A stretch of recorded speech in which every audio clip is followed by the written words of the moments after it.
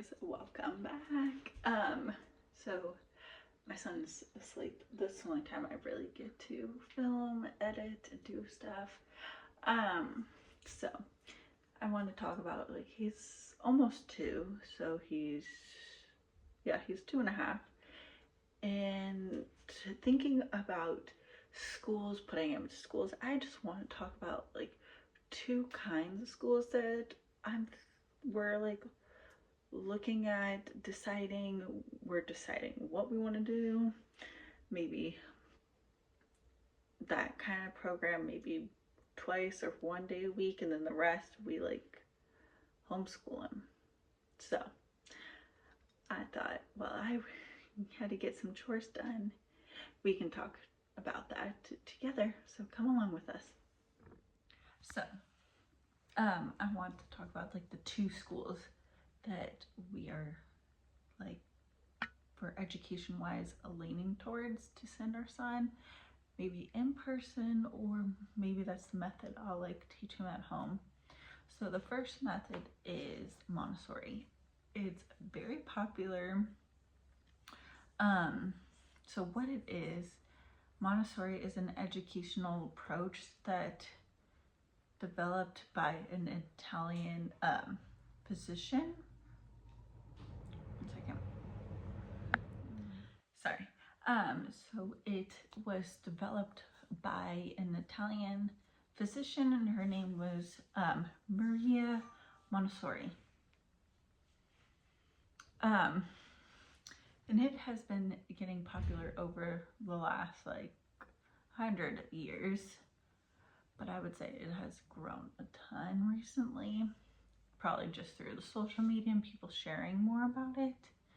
And as like I went to school before I got the degree I got, I was deciding to go in as a preschool teacher, and this and the other school was one of the 2 types of education like methods that we were learning.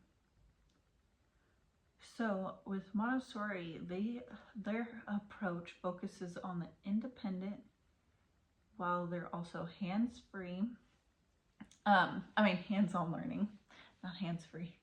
And it's a thoroughly prepared like environment that allows the children to grow, which is like the main developmental areas that they're looking for.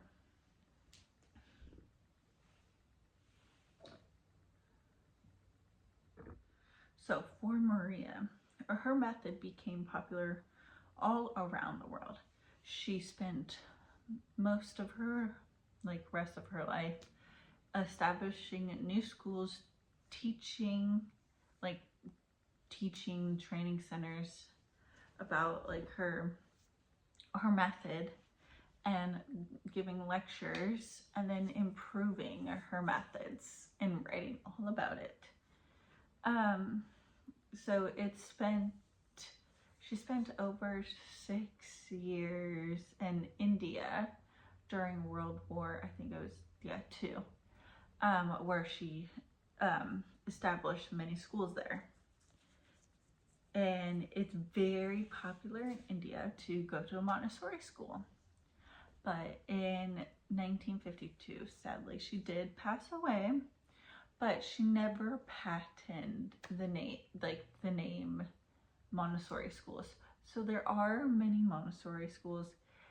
This is like one con of it, is that they can say that they're Montessori, but they don't follow everything that she has said in like her books, in her writing, in her lectures, and all of that, which is kind of sad for her legacy, like that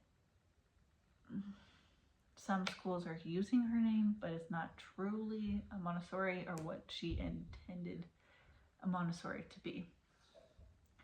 So there are 7 principles of the Montessori education. So I found this, and I'll like put like the circle in the description box. Actually, I'll probably have the words out. can't necessarily put the picture, maybe I can. So it takes a look at the 7 most important principles of the Montessori education. In Montessori schools and at home. So there's a book called Montessori Parents. There's Montessori Parenting and like education in this. So one is playing is work.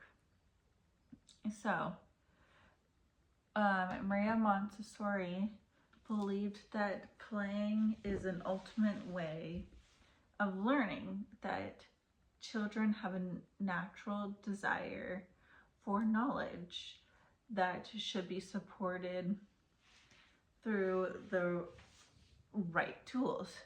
So just like if you have like what I have an idea for my like dream playroom, when I have an extra room that I can turn into a playroom, is have like a little sensory like area in my room, and then like kind of section off like certain things and then rotate the toys so they don't get, I do that currently right now. I do rotate his toys. So then like he like learns the toys while he's like playing again and might learn a new skill. So play is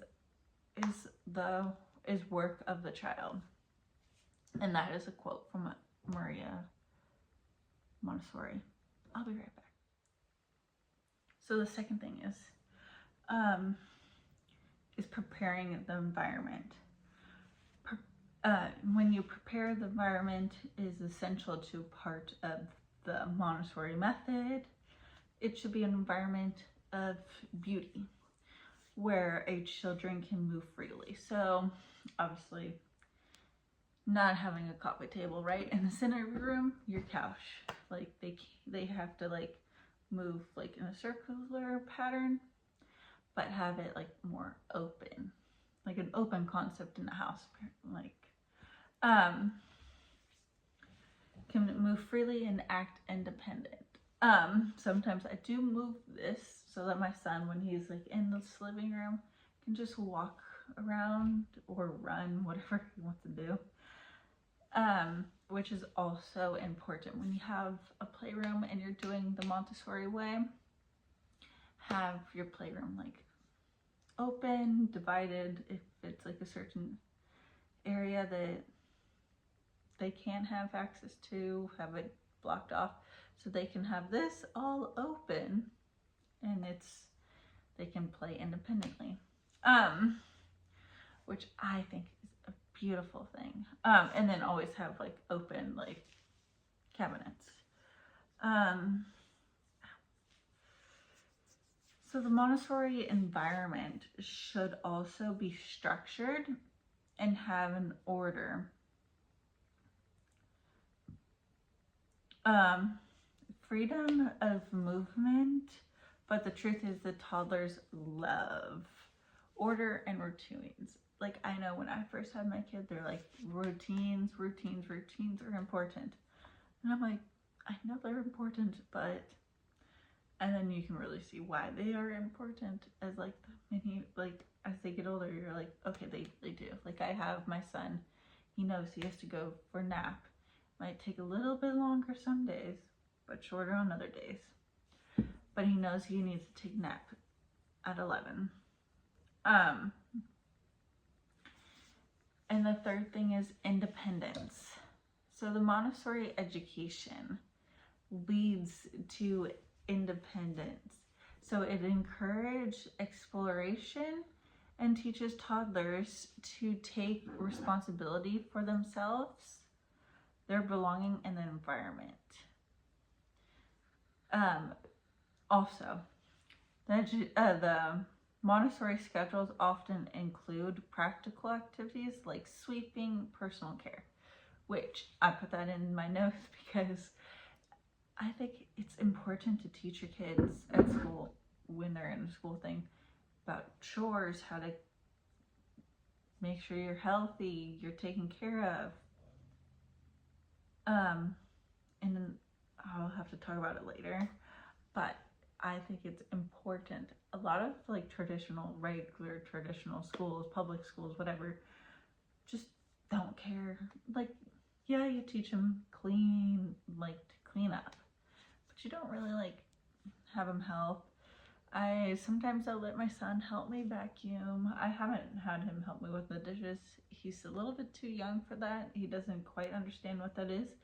But growing up, I did have my foster siblings who were with me help me do a lot of like chores with me. And you can see like they were excited because I was including them.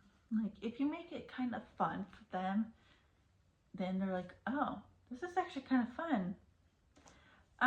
So that is a golden rule of the Montessori approach is never help a child with a task at which he feels he can succeed.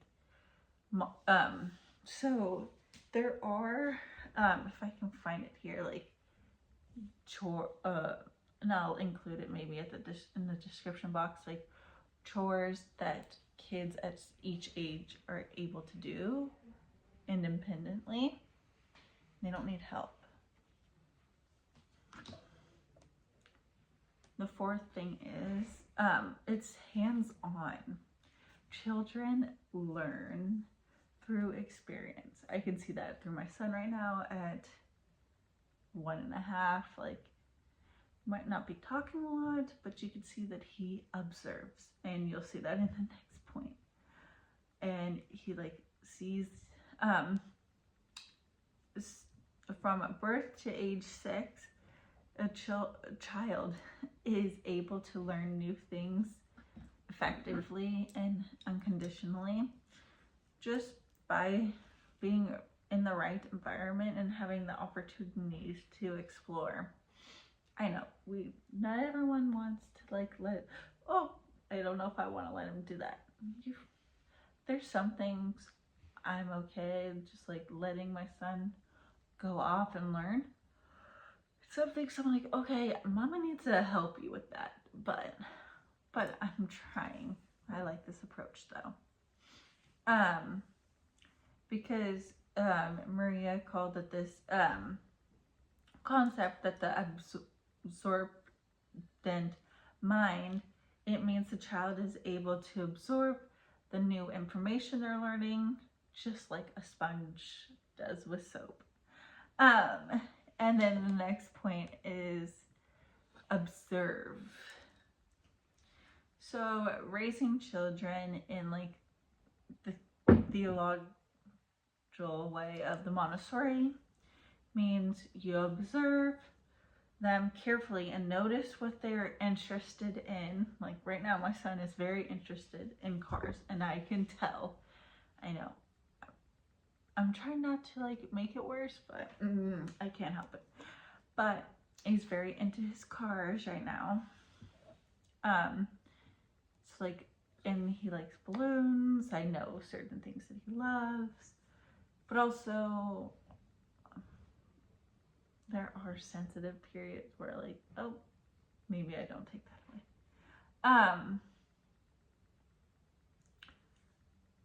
There are certain like periods that are called the sensitive periods when a child is very intense in one activity. Like I could see that sometimes, like my son's like, oh, I'm really into playing with my cars right now. Or climbing. It could be climbing or transporting things, focusing on like small details or language. Like my son, like he sees this like opening one of these water bottles, and he has watched us do that, and he puts it back on. It's really cute. By observing the children, we can provide them with appropriate activities and create the environment. Just like we create, we like have like a great environment prepared for them because we are learning from what they like. And we do that for the hands-on learning as well. And then this point 6 is freedom within limits. So obviously you need some limits. Oh, we can't play with the fireplace. That's dangerous. That would be an example of a limit. Or the street. In the real world. Freedom doesn't mean children can do whatever they want. No. No. There is structure, but they're still learning. We can give them opportunities to choose freely from the options we approve that are good for them. Oh, do you want to, whatever, take your bath now, or do you want to take it after dinner? That's a choice that I both would approve. Rather the activity they want to engage in or the dress they want to wear. Montessori teachers and parents guides are used like gardeners. We can provide the right conditions and point them in the right direction. But we show respect to the way our child decides to go. So if they want to go play outside, okay, that's fine. They want to jump in the mud, fine. You might be dirty, but that's what they chose to do. Point number 7 is the respect. Montessori method is about mutual respect between the child and the parent. Each child is unique, they're individual with his or her own needs that they need. They are capable the way that they are learning. So that is the Montessori way. Yes, you can easily teach this at home. It just might be a little bit different, but you can easily teach this from birth and until you're ready to send them to school. This is one of the ways I really want to teach my son.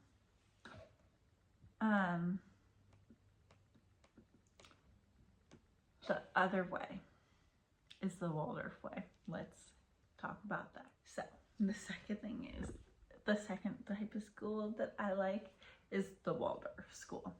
So the main intent of the physiology of the Waldorf education is children learn, grow, and develop best when they tend to all aspects of their belongings, not just the academic ones, which I think is really important. I wish I learned some things in school. I'll probably try to do that in another video of what I wish I did and what I'm planning on doing different with school for my kids. But I want to talk about how I want to do my kids' preschool experience. So in the Waldorf schools, you don't see kids just sitting at a desk all day. Who wants to be sitting in the desk? I know I hated it growing up. So they don't. That's how they do. Listening to the teachers standing in the front of the room, but instead the kids learn through art, play, cooking, music, and outside exploration, which I love. I think that is like really brilliant. The pros for this is children can learn at their own speed. There's a lot of outdoor time. This type children learn to live like tech free, at least in the classroom, and that's what I'm trying to help my kid. Like when I do school with my kids, I want them, yes, they can have some screen time that is appropriate, and we'll see fit about their ages and whatever. But I really want to go back to like the early early childhood that I had, that we didn't really have phones until I was in like 5th grade. Then we had phones, but before that it was fun. We got to play outside all the time. So I love that it's not really a lot on technology, but they're able to also express their creativity through art and other like school activities and music and that. Children are also given individual attention, which comes to another point. Some kids who have learning disabilities, or they learn different. Waldorf is actually a really good structure for kids like that, because it's on their own pace. It also, there's a lot of individual attention to that child, so it doesn't make them feel like they're an outcast, like they do in normal school education. I'm sorry, but I had to put that out there. But the cons are, there's one teacher for all grades who feel may restrict some kids. I think personally it could benefit, because my son, he likes to hang out with older kids, so he might just learn faster. I don't know. But also, the cost for Montessori and Waldorf can both kind of be high, but like higher price. And a con for both Waldorf and Montessori, it's not like you would not able to access as much for everyone because of the high price tag. But the difference between Montessori versus a Waldorf school, there are many similarities. Parents are interested in one, or they might be considered in both of them. They just don't know. So I want to talk about that real quick. So Waldorf schools usually have like a grade level that children advance through, while the Montessori classroom often combines different age groups in one classroom.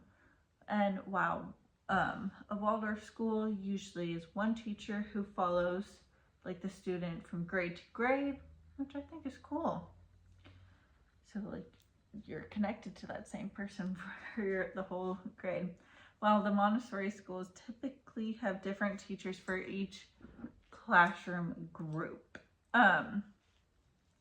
Both Waldorf and Montessori do emphasize learning through play, but the Waldorf approach is more imagination, whereas the Montessori emphasizes play as work. And then Waldorf believes nurturing children's individually, but takes a more teacher-based approach to learning than the Montessori, which often allows children to plan their own curriculum. So, after I talked about both of those, and I really like the idea of both of them. So, for me, right now, I'm deciding to do more the homeschool route, but I'm planning on implementing both of that. I might put him in maybe one day a week at this outdoor kind of Montessori Waldorf mixture of school. I forgot what they call it, but it kind of does it both. And then there's some other fun, maybe one day a week that we go and do a parent and me school all about Montessori. So that is how and where my heart is right now. is I like both of those. They're really both really good. But that's just where I'm at right now. So leave me a comment and like this video and subscribe to my channel if you're not. I'll see you in another video. Bye.